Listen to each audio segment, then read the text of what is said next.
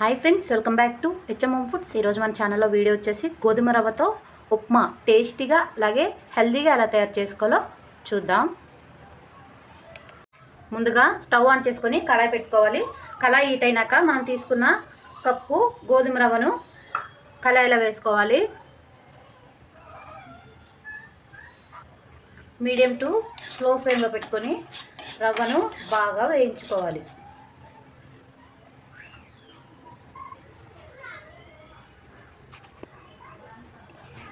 ఇలా ద్వారగా వేయించుకోవాలి.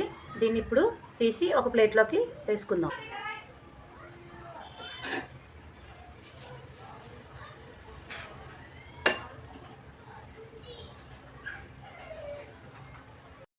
ఇప్పుడు ఇందులో ఉప్మాకు సరిపడా ఆయిల్ యాడ్ చేసుకోవాలి. నేను చాలా కొంచెమే యాడ్ చేసుకుంటున్నాను ఫ్రెండ్స్, మీకు సరిపడినంత యాడ్ చేసుకోండి. ఇప్పుడు ఇందులో ఒక గుప్పెడు పల్లీలు, అలాగే కొంచెం శనగపప్పు, అలాగే నేను అన్నీ కలిపి పెట్టుకున్న పోపులు కూడా కొన్ని యాడ్ చేసుకుంటున్నాను ఫ్రెండ్స్. ఇప్పుడు వీటిని కలుపుకోవాలి.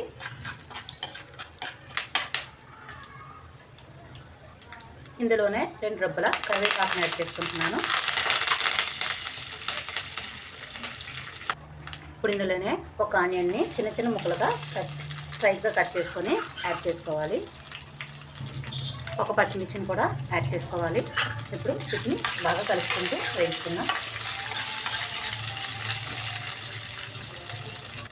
ఇందులోనే చిన్న అల్లం ముక్కను తీసుకొని చిన్న చిన్న ముక్కలుగా యాడ్ చేసుకోవాలి.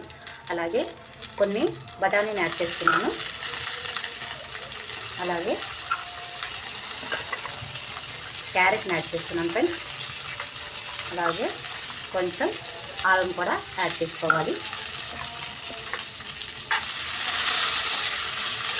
వీటన్నిటిని బాగా కలిపి వేయించుకోవాలి. ముక్కలన్నీ వేగడం కోసం ఇందులో కొంచెం సాల్ట్ యాడ్ చేసుకుంటున్నాను నేను. బాగా వేయించుకోవాలి. ఇప్పుడు ఇందులోనే ఒక చిన్న టమాటాను కూడా యాడ్ చేస్తున్నాను. ఇప్పుడు ఇవన్నిటిని బాగా మధ్య వరకు వేయించుకోవాలి.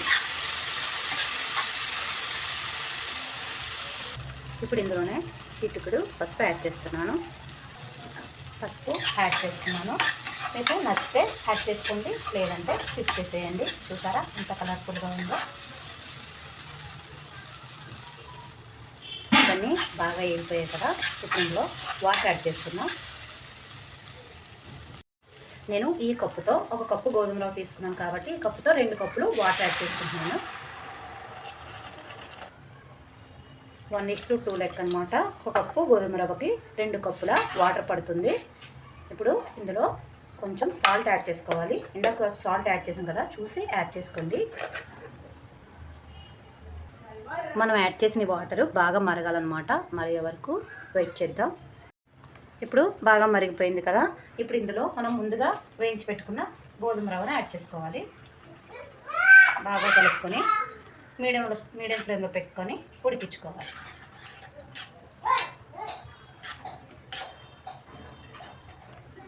ఇలా కలుపుతూ వేయించుకోవాలి. ఇప్పుడు స్లో ఫ్లేమ్లో పెట్టుకొని దీనిపైన మూత పెట్టుకొని ఉడికించుకుందాం. ఇప్పుడు చూద్దాం. చూసారా ఫ్రెండ్స్, మన ఉప్మా ఎంత పొడిలాడుతూ ఎంత బాగా రెడీ అయిపోయిందో.